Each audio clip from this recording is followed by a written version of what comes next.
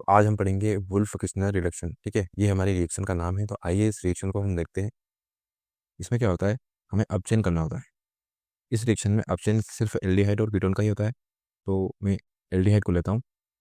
ये मैंने ये एल्डिहाइड किया है, इसका मैंने को रिडक्शन करवाना है। तो ये एल्डिहाइड रिड्यूस हो जाएगा, अपचयित हो जाएगा और कुछ इस तरीके से इसमें 2 H ऐड हो जाएंगे और ये जो O है ये बाहर निकल जाएगा।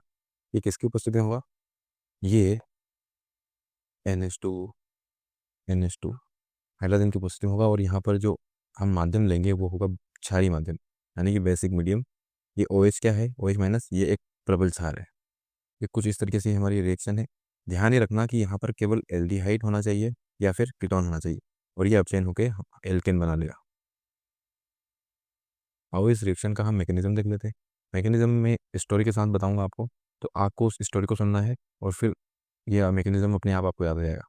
तो सबसे पहले हम क्या करते हैं, हम एक एल्डिहाइड लेते हैं और यहाँ पर मैंने H2NH2 ये मैंने हाइड्रोजन लिखा है। अब होगा क्या, यहाँ से ये H2 बाहर निकलेगा, रिएक्शन में आगे हो जाएगा ये हाइड्रोजन। अब मैं इसकी एक स्टोरी बताता हूँ आपको। होता क्या है कि मेरे को क्या है, इस एल्डिहाइड को मेरे को क्या करना है, अपचेत करना है। मैंने यहाँ पर एक बकेट लिया, इस बकेट में मैं क्या डाल दूंगा, इसमें मैं एल्डिहाइड डाल दूंगा। मैंने एल्डिहाइड के साथ में क्या डालना पड़ेगा मेरे को? पहली बात तो ये मीडियम कौन सा होगा, बेसिक, यानी कि इसमें OH माइनस भी होगा। OH माइनस होगा एक, तो ये होगा, दूसरा एल्डिहाइड होगा और तीसरा मैंने क्या डाला है इसमें, हाइड्रोजन। तो यहाँ पर मैं हाइड्रोजन भी लिख देता हूँ। अब होगा क्या कि ये एल्डिहाइड और ये हाइड्रोजन ये आपस में रिएक्शन करेंगे, क्या बना लेंगे, हाइड्रोजन। तो अब इस बकेट में क्या होगा, हाइड्रोजन। मतलब ये पहली स्टेप आपको याद करनी है, हाइड्रोजन से हाइड्रोजन बना। अब हमारे बकेट में हाइड्रोजन आ गया है। हाइड्रोजन के साथ में क्या है, तो ये सबसे इंपॉर्टेंट चीज़ है H2O प्लस OH माइनस। ये OH माइनस तो बेसिक मीडियम है, तो ये तो रहेगा ऐसे ही। H2O कहाँ से आ गया, यहाँ पर H2O निकला, तो H2O इस बकेट में ही इकट्ठा होगा ना, कुछ इस तरीके से इकट्ठा हो जाएगा H2O। अब ये हाइड्रोजन किससे रिएक्शन करेगा? पहली बात तो ये हाइड्रोजन H2O से रिएक्शन नहीं करेगा, क्योंकि H2O के निकलने से ही हाइड्रोजन बना है, तो इससे तो रिएक्शन करेगा नहीं।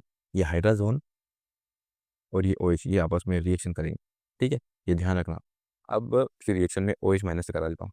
क्या होगा, ये OH माइनस इस H को अपना इलेक्ट्रॉन देंगे और ये H इस O से, ये H इस O से क्या क्या बना लेगा, बॉन्ड बना लेगा। तो क्या बनेगा, H। अब जैसे ही ये इसके साथ बॉन्ड बनाएगा ये वाला, तो ये वाला बॉन्ड ब्रेक होगा और इसके जो 2 इलेक्ट्रॉन है वो इस पर जाएंगे और नेगेटिव चार्ज बना लेंगे। ठीक है, तो यहाँ पर नेगेटिव चार्ज बन जाएगा और ये H तो पहले से ही था और यहाँ से क्या निकल जाएगा, यहाँ से फिर H2O बाहर निकल जाएगा।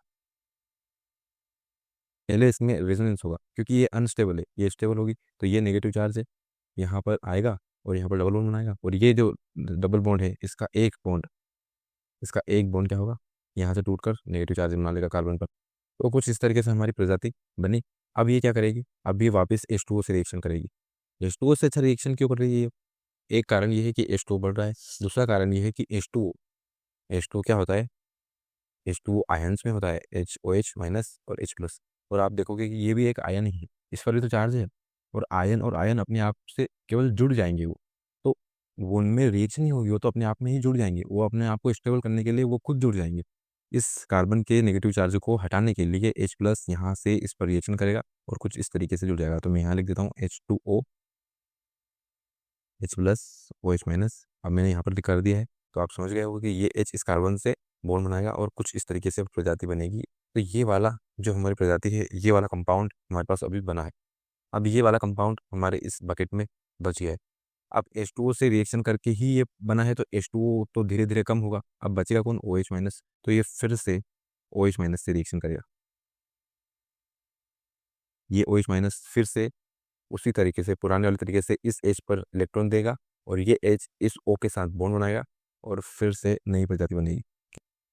और ये यहाँ पर नेगेटिव चार्ज छोड़ देगा क्योंकि ये बॉन्ड टूटेगा और इसके दोनों इलेक्ट्रॉन यहाँ पर नेगेटिव चार्ज छोड़ देंगे। तो ये हमारे पास बनी, ये फिर से रेजोनेंस करेगी और यहाँ पर ट्रिपल बॉन्ड बनेंगे क्योंकि इसको निकलना होगा। क्योंकि N2 एक बहुत अच्छी गैस है, नाइट्रोजन गैस, जो कि लिविंग लिविंग ग्रुप बहुत अच्छा होता है। इसके दोनों इलेक्ट्रॉन्स जाएंगे इस पर और नेगेटिव चार्ज बना लेंगे। तो आगे क्या होगा, आगे यहाँ पर HCH और इस पर नेगेटिव चार्ज आ जाएगा, N2 गैस निकल जाएगी। इससे कौन रिएक्शन करेगा? क्योंकि ये नेगेटिव आयन है, नेगेटिव चार्ज आयन है। अब नेगेटिव चार्ज आयन है तो इससे H2O फिर रिएक्शन कर लेगा। स्टेबल करने के लिए ये कार्बन से इस हाइड्रोजन का जुड़ाव हो जाएगा और यहाँ से क्या बचेगा? HCH, नया H आ जाएगा और ये R पहले से ही था और कुछ इस तरीके से हमारा एल्केन बन के तैयार हो जाएगा। ठीक है, आई होप कि ये मैकेनिज़्म आपको बहुत अच्छे से समझ में आ गया होगा। अगर ये मैकेनिज़्म आपको समझ में आया है तो इस वीडियो को लाइक करें और अपने दोस्तों के साथ ज़रूर शेयर करें और हो सके तो इस चैनल को सब्सक्राइब कर लीजिए।